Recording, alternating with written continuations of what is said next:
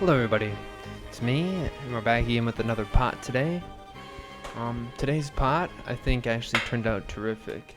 And so I'm excited to walk you guys through my process on this pot, and then hopefully give you a few uh, hidden techniques that come out through me talking. But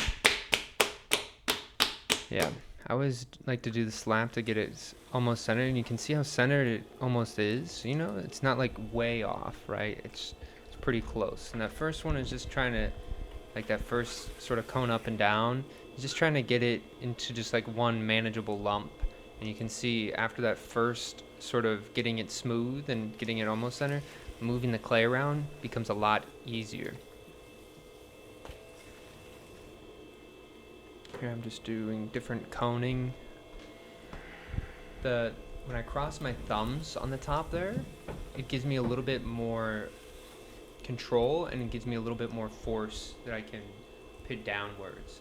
And you can see that a lot with not only your throwing but with other aspects of ceramics is every once in a while you need a little bit of a supporting hand, and so that's what that is right there. I'm going right into the hole, and you can see I'm going straight down, and I'm sort of creating a little pool, and some of the water that's off my hands and that I added to it is going to fill in that little hole, and then after it fills in and I don't feel any more of that friction, then I start pulling outwards, and it really helps with moving that clay, and so it's not totally off center or you don't take a chunk out, right? It's a little bit off center, you can see right now, but that's very manageable. What's not manageable is if you really gouge out the inside with your thumb or something, right? I did a little bit of compressing on the bottom, but I don't do that much, and then we're going right into our other pull. And it's okay when you're first starting your first pull if a little bit of clay comes off of that bottom part. That happens, and it's usually the stuff that sort of when you did your last little compression, it didn't really bond to the clay on the bottom there. And so when I do that first pull, it's usually that soft, almost slurry-like stuff. Not yet slurry, but it just cuts right off just because my finger's at such a drastic angle there.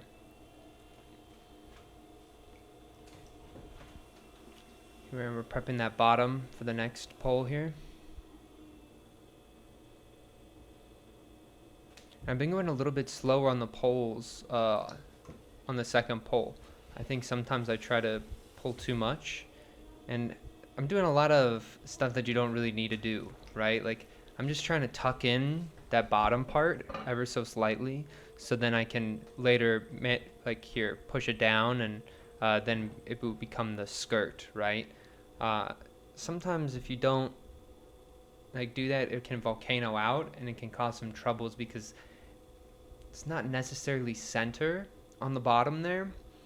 At least in my case, you saw how it sort of looked, right?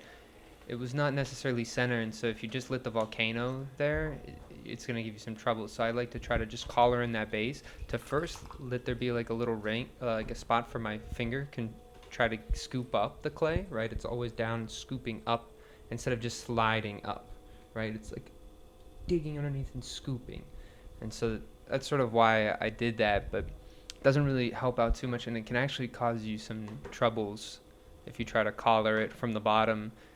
Usually you use centrifugal force on a larger amount of clay to just sort of do a collaring pull, and that's just because the spinning of the force of the spinning and the weight of the clay is really like fighting each other. So it actually, you can just collar and it throws a pot. It's kind of interesting. Maybe I'll do that sometime. But now we're just doing a little collar to get the sort of the narrowness that we need, right? And once we get that narrowness, we're going to start managing and working on this top. And you can see that the top right there is not really fully centered, but we just compressed that a little bit on the top there. So we're just going to, I guess we're going to do one more pull, and then we're going to start working on that top section. And so you don't really have to do another pull. I think maybe this is like a little bit of a for the camera moment, you know, but you can see that it's really off center on that top, and just slow and steady wins the race. I like to imagine if that little like chunk of clay is like a person swinging around.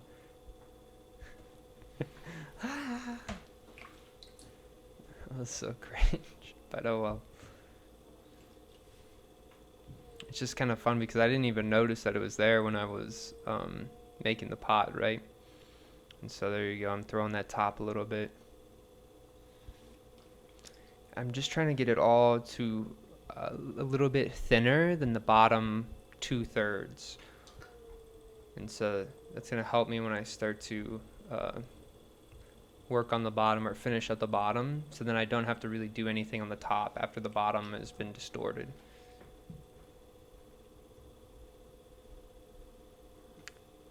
You can see I'm being really gentle on that top. And I'm also going pretty fast. You don't need to go that fast. You can slow it down quite a bit.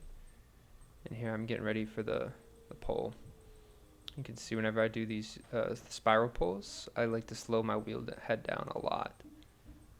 Nice and slow. A little bit of wiggle, but overall it's a really good one. I noticed that the top was a little bit thin right underneath the rim. So it's a little bit thinner right underneath the rim than the actual rim. And so that also is a little irritating sometimes, but I really liked how sharp it looked. So I was just going to keep it there. And I was hoping that once it I do the flap over on that part, that it looks really sleek and really, I don't know, professional and intentional, right? And we're going to start with the drastic pulls here.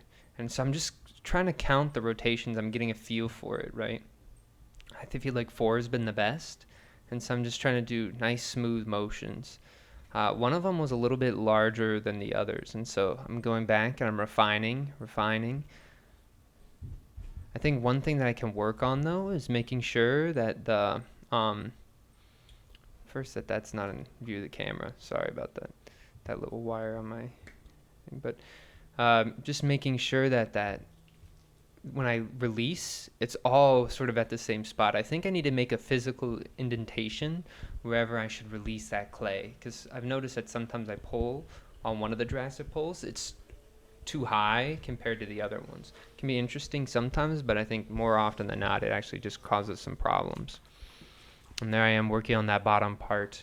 And so we're just trying to get it flat, but we're trying to leave enough clay that we can throw it later. Think about the same size or a little bit more than whatever the thickness of the bottom of your pot is, right?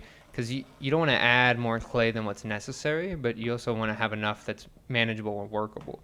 It's sometimes you'll notice if you ever do anything like this, your finger will be getting knocked by things randomly sometimes, or it's pretty off center on the bottom now, especially since we did that drastic pull. And so now we're just going to sort of just go slowly, and it's not going to be perfect, but it doesn't really need to be.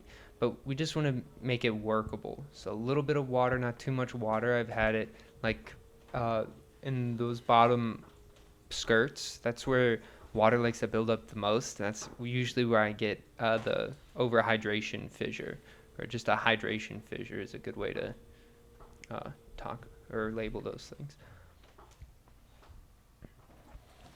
That's my trick. I always try to get as much slop as I can off on the thing, and then whatever's left over just goes on the pants.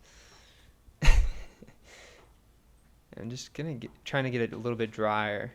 And I didn't really do a good job on this skirt, you'll see. But you got to remember, they don't need to always be perfect, right? Like, you don't need to get it 100% right all the time, you know? And I think this is a good example. Like, I really actually appreciate the little rip that's happening right there. And then there's some spots where it's a little bit smaller. And, you know, that's okay, because I also think that the drastic pulls weren't necessarily perfect either. But there is a good sense of drama from all angles of the pot. And so I think that's something that I am trying to balance in my work, is how can I make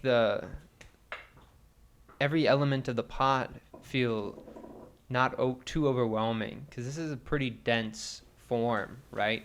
And there's a lot of things going on. And so I think just adding one moment or a couple little moments where it's a little bit different does so much for the pot. And you can see here is just like this overall tilt and this arch. It's almost like the spout is just trying to just leap off the pot there on the top. it's really uplifting. And so that's a good example of one that didn't fully collapse, and it still turned out really nice. But anyway, thank you guys for watching. All the best and strong mentality. Peace.